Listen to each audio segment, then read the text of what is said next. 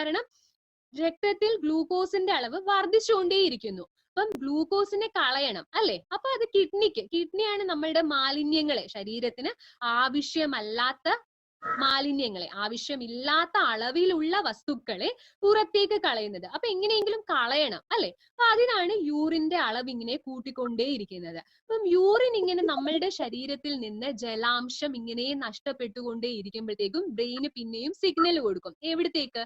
Thirst, നമ്മളുടെ ദാഹത്തിനായിട്ടുള്ള centre ഉണ്ട്, അവിടെ നമ്മളുടെ ബ്രെയിനിലേക്ക് സിഗ്നൽ പോകും. അപ്പൊ ആളോട് പറയും വെള്ളം കുടിക്കുക, നീ വീണ്ടും വീണ്ടും വെള്ളം കുടിക്കൂ. കാരണം ശരീരത്തിലെ ജലാംശം മൂത്രം വഴി അമിതമായിട്ട് നഷ്ടപ്പെട്ടുകൊണ്ടേ ഇരിക്കുകയാണ്. അപ്പൊ ആളോട് വെള്ളം കുടിക്കാൻ പറയും. അപ്പൊ ഈ 3 ലക്ഷണങ്ങളാണ് ഏറ്റവും പ്രധാനമായിട്ടുള്ളത്. പോളിയൂറിയ, പോളിഫേജിയ, പോളിഡിപ്സിയ എന്ന് പറഞ്ഞിട്ടുള്ളത്. അമിതമായിട്ടുള്ള ദാഹം, അമിതമായിട്ട് മൂത്രം പോവുക, അമിതമായിട്ടുള്ള ഒരു വിശപ്പ്. പിന്നെ ഉള്ളതാണ് ക്ഷീണം അല്ലെ?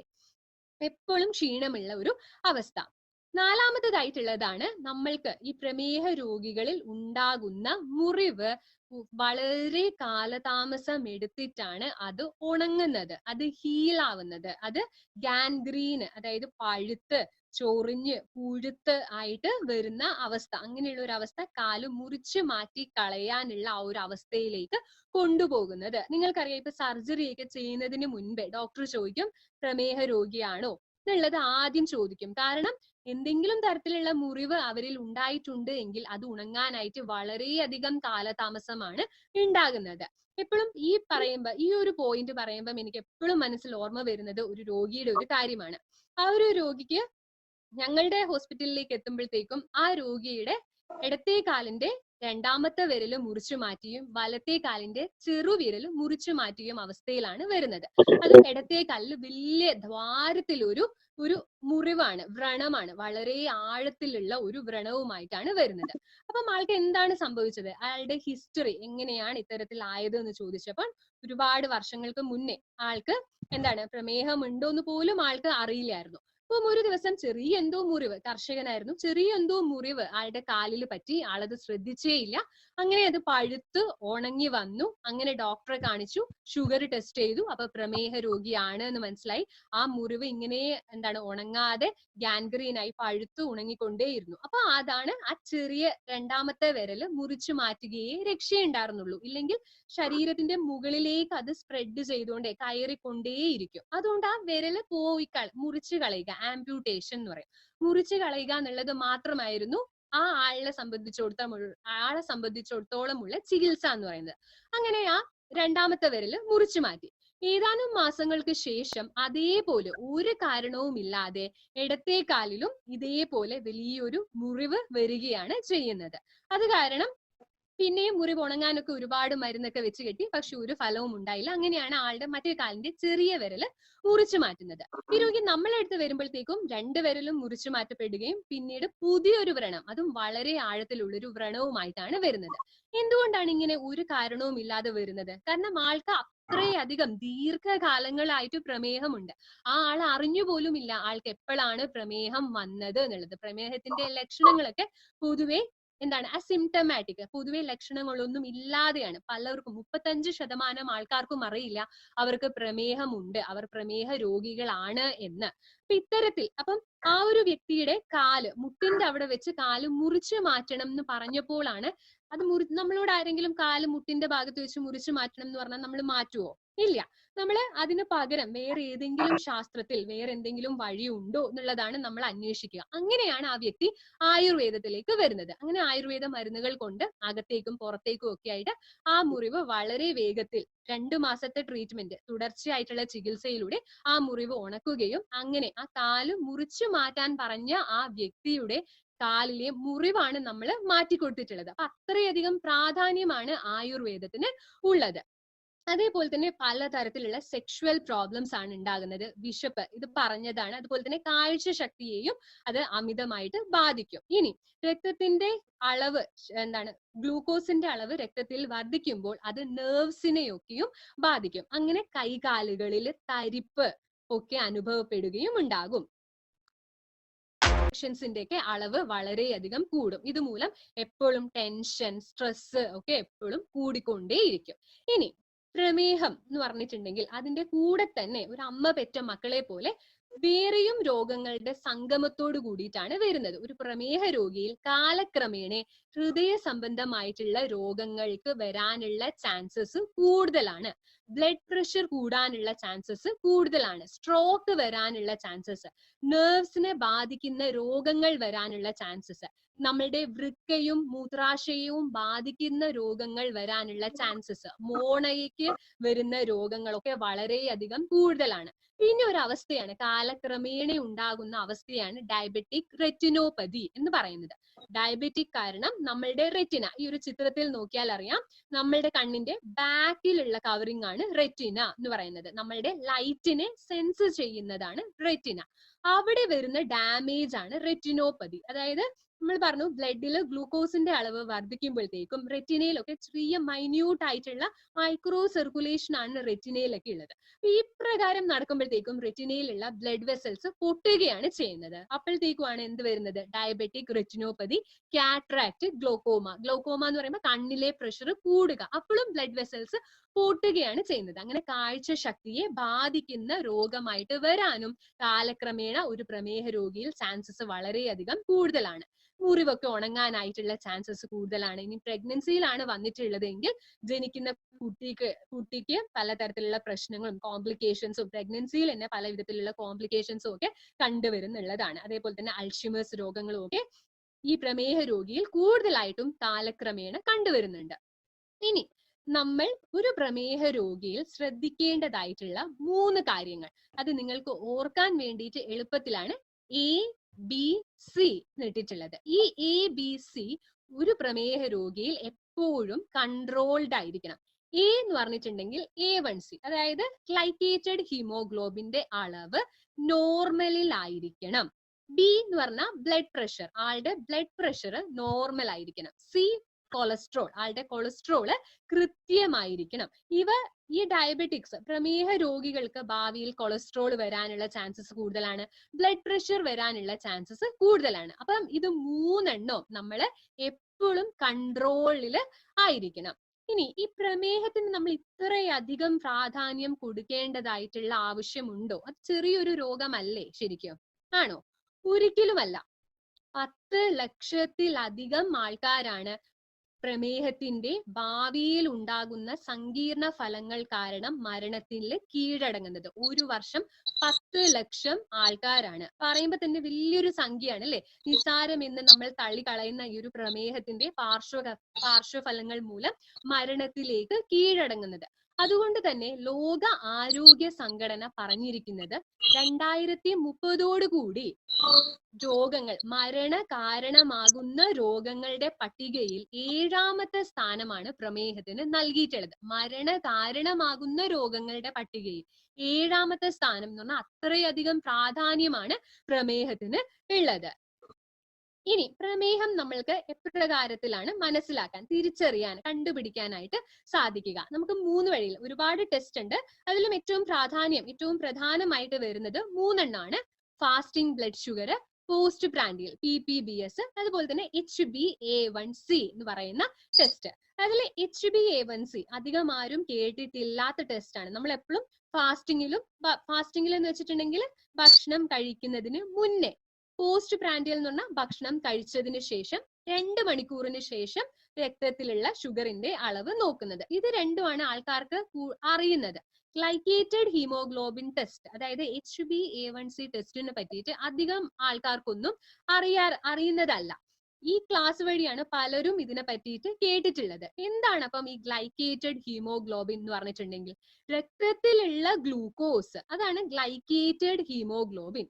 നമ്മൾക്കറിയാം രക്തത്തിന്റെ RBCകളുടെ ആയുസ് എന്ന് പറയുന്നത് 120 days ആണ്. 3 മുതൽ 4 മാസം വരെയാണ് അതിന്റെ ആയുസ്. അപ്പൊ ആ രക്തത്തിൽ RBCയിൽ ചേർന്നിട്ടുള്ള ഷുഗർ ആണ് ഗ്ലൈക്കേറ്റഡ് ഗ്ലൂക്കോസ് ഹീമോഗ്ലോബിൻ. അത് ഗ്ലൈക്കേറ്റഡ് ഹീമോഗ്ലോബിൻ. അതിന്റെ അളവ് എത്രയാണ്? 3 മുതൽ 4 മാസം വരെയുള്ള ആവറേജ് വാല്യൂ ആണ്, ആവറേജ് അളവാണ് നമ്മൾക്ക് കിട്ടുന്നത്. അതാണ് ഏറ്റവും കൃത്യമായിട്ടുള്ള ഒരു അളവ് എന്ന് പറയുന്നത് HbA1c ടെസ്റ്റ് ആണ്. ഇനി നമുക്ക് അതിന്റെ വാല്യൂസ് എപ്രകാരമാണ് എന്ന് നോക്കാം. ഫാസ്റ്റിംഗില് നോർമൽ ആയിട്ടുള്ള ഭക്ഷണം കഴിക്കുന്നതിന് മുൻപേ ചെയ്ത ടെസ്റ്റിൽ നോർമൽ എന്ന് പറയുന്നത് 70 മുതൽ 100ന്റെ ഇടയിലാണ് നിൽക്കുന്നത് എങ്കിൽ അതാണ് നോർമൽ. ഇയർലി ഡയബറ്റിക്സ്, പ്രമേഹത്തിന്റെ ആരംഭം എന്ന് പറയുമ്പോൾ 101നും 126ന്റെയും ഇടയിലാണ് എങ്കിൽ പ്രമേഹത്തിന്റെ ആരംഭം. പ്രമേഹം മൂർച്ഛിച്ചു എന്നുണ്ടെങ്കിൽ 126ലും അധികമായിട്ടുണ്ടെങ്കിലാണ് പ്രമേഹം മൂർച്ഛിച്ചിട്ടുണ്ട് എന്ന് മനസ്സിലാകുന്നത്. ഇനി പോസ്റ്റ് പ്രാൻഡിയൽ, ഭക്ഷണം കഴിച്ചിട്ട് 2 മണിക്കൂറിന് ശേഷം നോക്കിയ അളവ് എപ്രകാരമാണ്? അത് നോർമൽ എന്ന് പറയണമെങ്കിൽ 140ലും താഴെയാണെങ്കിലാണ് അത് നോർമൽ എന്ന് പറയുന്നത്. പ്രമേഹത്തിന്റെ ആരംഭം എന്ന് പറയുക 140നും 200ന്റെയും ഇടയിലാണ് എങ്കിലാണ് പ്രമേഹത്തിന്റെ ആരംഭം. ഇനി പ്രമേഹം വളരെയധികം മൂർച്ഛിച്ചു എന്ന് വരുമ്പോൾ 200ലും അധികമാകുമ്പോഴാണ് പറയുന്നത്. ഇനി HbA1c, അത് പെർസെന്റേജിലാണ് അതിന്റെ കണക്ക് വരുന്നത്. നമ്മളുടെ ആവറേജ് ആണ്, 3 മുതൽ 4 മാസം വരെയുള്ള ആവറേജ് ആണ് നമ്മൾക്ക് ഇതുവഴി മനസ്സിലാക്കാനായിട്ട് സാധിക്കുന്നത്. അപ്പം ആ കിട്ടിയ ഒരു അളവ് വാല്യൂ എന്ന് പറയുന്നത് 4.5നും 5.7% ഇടയിലാണ് എങ്കിൽ ആൾക്ക് നല്ല കൺട്രോൾ ആണ്, പ്രമേഹം ഇല്ല, കൃത്യമായിട്ടാണ് രക്തത്തിൽ ഗ്ലൂക്കോസിന്റെ അളവ് പോകുന്നത്. ഇനി 5.7നും 6.5%ന്റെയും ഇടയിലാണ് എങ്കിൽ പ്രമേഹത്തിന്റെ ആരംഭമാണ് ആ വ്യക്തിയിൽ ഉണ്ടായിട്ടുള്ളത്. 6.5നെക്കാളും മുകളിലാണ് എങ്കിൽ പ്രമേഹം മൂർച്ഛിച്ചുകൊണ്ടേയിരിക്കുകയാണ്. 8ന് മുകളിലാണ് എന്നുണ്ടെങ്കിൽ പ്രമേഹം നല്ല രീതിയിൽ എന്താണ് ആളില് വികസിച്ചുകൊണ്ടേ ഇരിക്കുകയാണ് എന്നാണ് മനസ്സിലാക്കേണ്ടത്. ഇനി ഈ പറഞ്ഞ HbA1c നമ്മൾ പറഞ്ഞു നോർമൽ ആയിട്ടുള്ള അളവ് എന്ന് പറഞ്ഞാൽ 4.5, 4.5നും 5.7നും ഇടയിലാണ് എങ്കിലാണ്. ഇത്തരത്തിൽ നമ്മൾ കാൽക്കുലേറ്റ് ചെയ്തെടുത്ത HbA1cയുടെ അളവിൽ 1% കുറവാണ് നമ്മൾക്ക് ചെലുത്താൻ, നമ്മൾക്ക് നമ്മളുടെ ഡയറ്റോ നമ്മൾ കഴിക്കുന്ന മരുന്നോ ഔഷധങ്ങളോ എന്തെങ്കിലും കഴിച്ചിട്ട് 1% കുറവ് വന്നു എന്ന് വെച്ചാൽ അത് വളരെ വലിയ ഒരു കാര്യമാണ്. 1% കുറവ് വന്നിട്ടുണ്ട് എന്ന് പറഞ്ഞിട്ടുണ്ടെങ്കിൽ ആ 1% കുറവ് എന്ന് പറയുന്നത് നമ്മളുടെ റെറ്റിനോപ്പതി, ഭാവിയിൽ ഉണ്ടാകാൻ സാധ്യതയുള്ള റെറ്റിനോപ്പതി, ന്യൂറോപ്പതി, നെഫ്രോപ്പതി. റെറ്റിനോപ്പതി എന്ന് പറഞ്ഞാൽ റെറ്റിനയെ ബാധിക്കുന്നത്, ന്യൂറോപ്പതി എന്ന് പറഞ്ഞാൽ നെർവ്സിനെ ബാധിക്കുന്നത്, നെഫ്രോപ്പതി എന്ന് പറഞ്ഞാൽ കിഡ്നിയെ ബാധിക്കുന്നത്. ഈ പറഞ്ഞ രോഗങ്ങൾ വരാതിരിക്കാനുള്ള ചാൻസസ് 25% കുറയ്ക്കുകയാണ് ചെയ്യുന്നത്. അതേപോലെ തന്നെ കാറ്ററാക്ട് വരാനുള്ള ചാൻസസ് 19% കുറയ്ക്കുന്നു. ഹൃദയ സംബന്ധമായിട്ടുള്ള പ്രശ്നങ്ങൾ വരാനുള്ള ചാൻസസ് 16% കുറയ്ക്കുന്നു. അതുപോലെ ഭാവിയിൽ ആംപ്യൂട്ടേഷൻ, കാലൊക്കെ ഞാൻ നേരത്തെ പറഞ്ഞ ആ രോഗിയിൽ ഡോക്ടർ നിർദ്ദേശിച്ചത് കാല് മുറിച്ചു മാറ്റാനാണ്. കാല് മുറിച്ചു മാറ്റാൻ പറയുന്ന അവസ്ഥകളൊക്കെ 43% കുറയുന്നത്. കേവലം 1% കുറവ് HbA1cയിൽ വരികയാണ് എങ്കിൽ, അപ്പൊ ആ 1% കുറവ് എന്ന് പറയുന്നത് വളരെ വലിയ ഒരു കാര്യമാണ്. ഇനി നമ്മൾക്ക് പ്രമേഹത്തിന് ഒരുപാട് മരുന്നുകളാണ് വിപണിയിൽ ലഭ്യമായിട്ടുള്ളത്. ആ മരുന്നുകളൊക്കെ കഴിക്കുന്നത് കൃത്യമായിട്ടും പ്രമേഹം മാനേജ് ചെയ്ത് പോകാനായിട്ട് പറ്റുന്നുണ്ടോ? പാർശ്വഫലങ്ങളൊന്നും ഇല്ലാത്തതാണോ? അല്ല. ഇതൊരു പേപ്പർ കട്ടിംഗ് ആണ് ടൈംസ് ഓഫ് ഇന്ത്യയിൽ വന്നിട്ടുള്ളത്. 2016 പ്രസിദ്ധീകരിച്ചിട്ടുള്ള ഒരു പേപ്പർ കട്ടിംഗ് ആണ്. ഇതിൽ ഒരുപാട് ഡ്രഗ്സ്, പ്രമേഹത്തില് ഒരുപാട് ആൾക്കാർ ഉപയോഗിച്ചുകൊണ്ടിരുന്ന ഒരു ഔഷധം, ഒരു മെഡിസിൻ പെട്ടെന്ന് തന്നെ ബാൻ ചെയ്തു. എന്തുകൊണ്ടാണ് ബാൻ ചെയ്തത്? റിസർച്ച് ഒക്കെ അവർ പിന്നെയും പഠനത്തിലൂടെ തെളിയിച്ചു അതിന് പല തരത്തിലുള്ള പാർശ്വഫലങ്ങളുണ്ട്. അപ്പൊ ആൾക്കാരൊക്കെ ഞെട്ടി. കാരണം വർഷങ്ങളായിട്ട് ഒരുപാട് ആൾക്കാർ ഉപയോഗിച്ചുകൊണ്ടുള്ള മരുന്നാണ് പെട്ടെന്ന് നിർത്തിയിട്ടുള്ളത്. ഈ ഒരു റിപ്പോർട്ട് ഹിന്ദുസ്ഥാൻ ടൈംസിൽ വന്നിട്ടുള്ളതാണ്. ഇതിലും 328 കോമ്പിനേഷൻ ഓഫ് ഡ്രഗ്സിനെയാണ് ബാൻ ചെയ്തിട്ടുള്ളത്. അതും എന്തുകൊണ്ടാണ്? ഒരുപാട് തരത്തിലുള്ള പാർശ്വഫലങ്ങൾ ആ വ്യക്തിയിൽ ജനിപ്പിക്കുന്നു എന്നുള്ളത് കണ്ടെത്തിയതിനെ തുടർന്നാണ് ഇത്രയും വലിയ amount of drugs, medicines ban ചെയ്തിട്ടുള്ളത്. ഇനി എപ്പോഴും ഒരുപാട് ഉപയോഗിക്കുന്നതായിട്ടുള്ള ഒരു ബ്രാൻഡ് നെയിം ആണ് ജനൂവിയ എന്ന് പറഞ്ഞിട്ടുള്ള ഒരു ബ്രാൻഡ് നെയിം. അപ്പം അത് ആദ്യകാലങ്ങളിൽ പ്രമേഹത്തെ വളരെ നല്ല രീതിയിൽ കൺട്രോൾ ചെയ്തു പോകാൻ സഹായിക്കുന്നതാണ്. ഇൻസുലിന്റെ പ്രൊഡക്ഷനെ വർദ്ധിപ്പിക്കുന്നതിൽ സഹായിക്കുന്നതാണ് എന്നൊക്കെ പറഞ്ഞ് വിപണിയിൽ വന്നിട്ടുള്ളതായിട്ടുള്ള ഒരു ബ്രാൻഡാണ്, മെഡിസിൻ ആണ് ജനൂവിയ 100 mg എന്നൊക്കെ പറയുന്നത്. പിന്നീട് അതിൽ റിസർച്ച് ഒക്കെ നടന്ന് വന്നപ്പോഴാണ് അതിൽ നിന്നും കണ്ടുപിടിച്ചത് ഈ ജനൂവിയ 100 mg ഉപയോഗിക്കുന്ന ആൾക്കാരിൽ പാൻക്രിയാസിന് വരുന്ന ക്യാൻസർ, തൈറോയിഡിന് വരുന്ന ക്യാൻസർ ഒക്കെ വളരെയധികം കൂടുതലായിട്ട് കണ്ടു. അപ്പം അതും ബാൻ ചെയ്തു. അപ്പം നമുക്കറിയാം പൊതുവെ ഈ പറയുന്ന മെഡിസിൻസ് കഴിക്കുമ്പോഴൊക്കെ പാർശ്വഫലങ്ങൾ ഉണ്ട്. അത് ആ ഡോക്ടർ നിർദ്ദേശിക്കുകയും ചെയ്യും. വയറിളക്കം ഉണ്ടാകും, അല്ലെങ്കിൽ തലവേദന ഉണ്ടാവും, നെഞ്ചെരിച്ചില് ഇത് കഴിച്ചിട്ടുണ്ടെങ്കിൽ ഉണ്ടാകും എന്നുള്ളതൊന്ന് വാൺ ചെയ്തിട്ടാണ് കൊടുക്കുന്നത്. അപ്പം ഒരു മെഡിസിൻ ബാൻ ചെയ്യണം എന്ന് പറഞ്ഞാൽ അത്രയധികം പാർശ്വഫലങ്ങൾ ഉള്ള ഒന്നാണ് ബാൻ ചെയ്യുന്നത്. ഇതൊക്കെയാണ് ഇത്രയും മെഡിസിൻസ് ആണ് ബാൻ ചെയ്തിട്ടുള്ളത്. അപ്പം നിങ്ങളോടൊരു ചോദ്യം, ഇങ്ങനെയുള്ള ഈ മെഡിസിൻസ് കഴിച്ച് നമ്മളുടെ പാൻക്രിയാസിൽ ക്യാൻസർ വരാനും തൈറോയിഡിന് ക്യാൻസർ വരാനും ഒക്കെ നമ്മൾ നിൽക്കണോ? വേണ്ട അല്ലെ? നമ്മൾക്ക് ആയുർവേദം ഒരു സൈഡ് എഫക്ട്സും ഇല്ലാതെ നാച്ചുറൽ ആയിട്ടുള്ള ആയുർവേദത്തിലൂടെ പ്രമേഹത്തെ നമ്മൾക്ക് കൺട്രോൾ ചെയ്ത് കൊണ്ടുപോകാനായിട്ട് സാധിക്കും. അത്തരത്തിൽ വന്നിട്ടുള്ള ഒരു പ്രൊഡക്റ്റ് ആണ് ഓണാൻഡോണിന്റെ നമ്മുടെ ഡയബ ലൈഫ്. 30 വെജിറ്റേറിയൻ ക്യാപ്സ്യൂൾസ് അടങ്ങിയിട്ടുള്ള പ്രൊഡക്റ്റ് ആയിട്ടുള്ള ഡയബ ലൈഫ്, ഒരു no added sugar ഇല്ലാത്തതായിട്ടുള്ള ഡയബ life.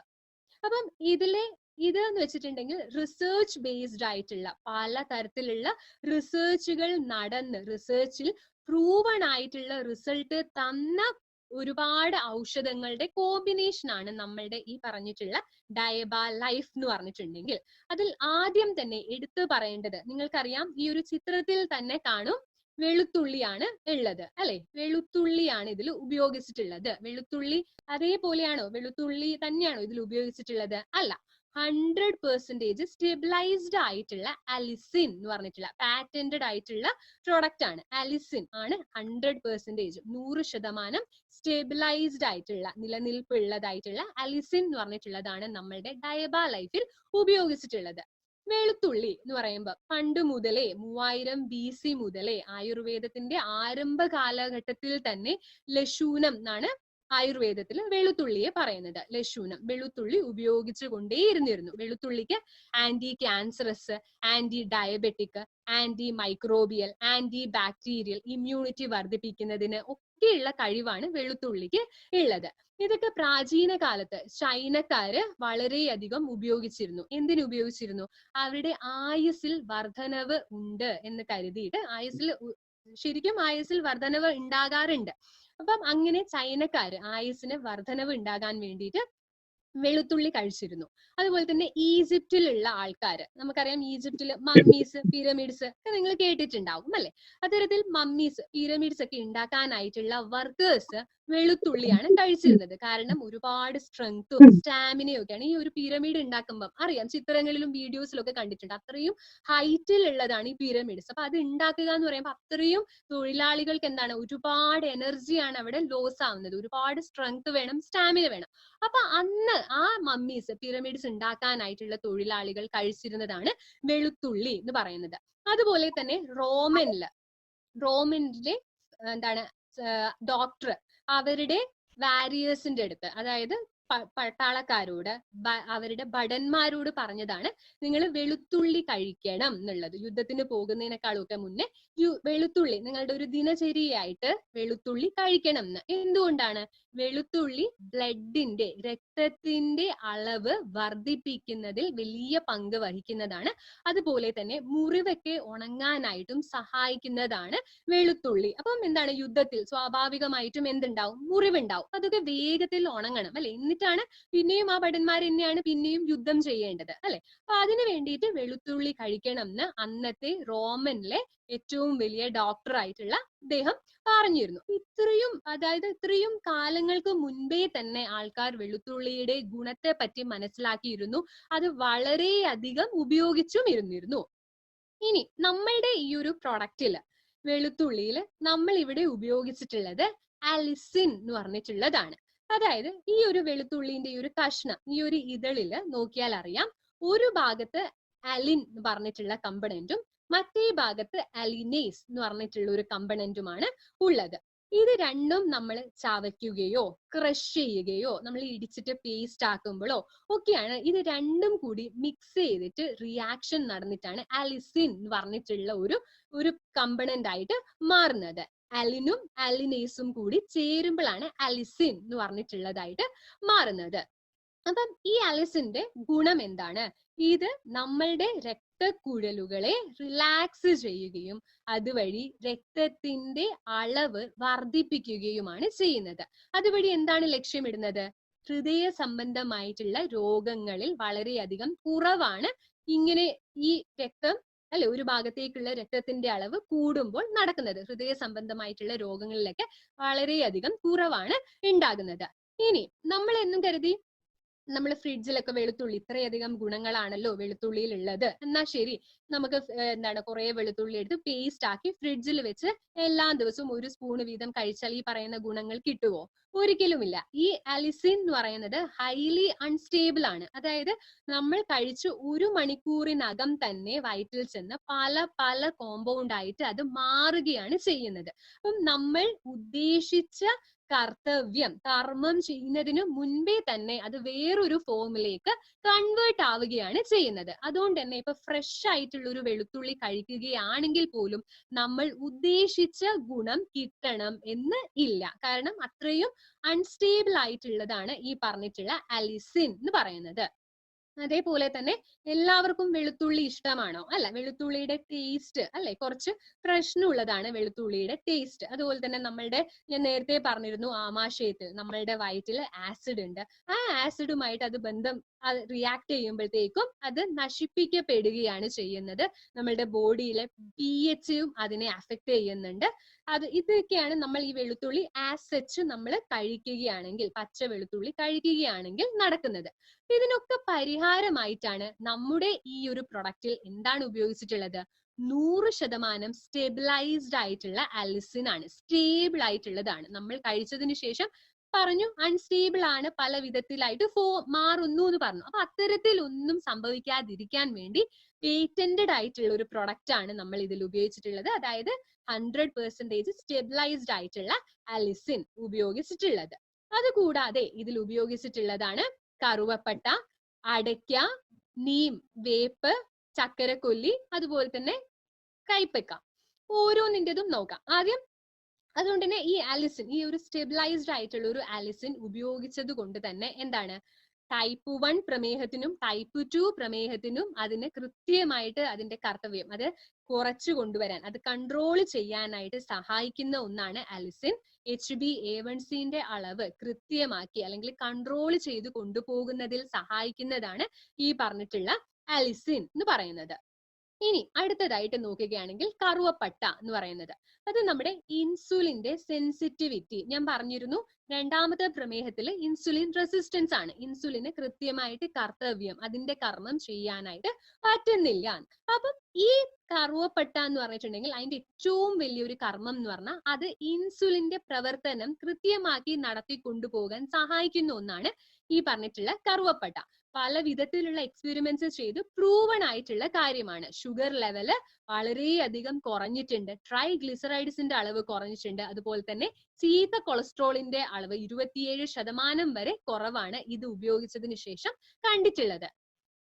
അടുത്തതായിട്ടുള്ളതാണ് alpha lipoic acid. അത് ശരിക്കും ബ്രോക്കോളി എന്ന് പറയുന്ന ഒരു പച്ചക്കറി, അതായത് കോളിഫ്ലവറിന് തുല്യമായിട്ട്, കോളിഫ്ലവറിനോട് ഏകദേശം സാമ്യമായിട്ടുള്ള ഒരു പച്ചക്കറിയാണ് ബ്രോക്കോളി എന്ന് പറയുന്നത്. അതിൽ നിന്നും എടുത്തിട്ടുള്ള ഒരു ആസിഡ് ആണ്, ഒരു കമ്പണന്റ് ആണ് ആൽഫ ലിപ്പോയിക് ആസിഡ് എന്ന് പറയുന്നത്. അത് നാച്ചുറൽ ആന്റി ഓക്സിഡന്റ് ആണ്. അപ്പം പറഞ്ഞു എന്താണ് ഫ്രീ റാഡിക്കൽസ് മൂലം എന്തെങ്കിലും ഒരു ദോഷം വരികയാണ് എങ്കിൽ അതിനെ തടയുന്നതിന് വേണ്ടിയിട്ട് ആന്റി ഓക്സിഡന്റ് സപ്ലൈ ചെയ്യാൻ പാകത്തിനുള്ള ഒന്നും കൂടി നമ്മളുടെ ഈ ഒരു പ്രൊഡക്റ്റിൽ ചേർക്കണം. അതിനായിട്ടാണ് ബ്രോക്കോളിയിൽ നിന്നും എടുത്തിട്ടുള്ള ആൽഫ ലിപ്പോയിക് ആസിഡ് ഇതിൽ ഉൾപ്പെടുത്തിയിട്ടുള്ളത്. അതുപോലെ തന്നെ നമ്മളുടെ ദഹന പ്രക്രിയയൊക്കെ കൃത്യമാക്കി കൊണ്ടുപോകാനും കൂടി സഹായിക്കുന്ന ഒന്നാണ് ഈ ആൽഫ ലിപ്പോയിക് ആസിഡ്. അതുപോലെ തന്നെ നെർവ്സിലൊക്കെ ഉണ്ടാകുന്ന ഡാമേജ് കുറച്ചു കൊണ്ടുവരാനും ഒക്കെ സഹായിക്കുന്നതാണ് ആൽഫ ലിപ്പോയിക് ആസിഡ്.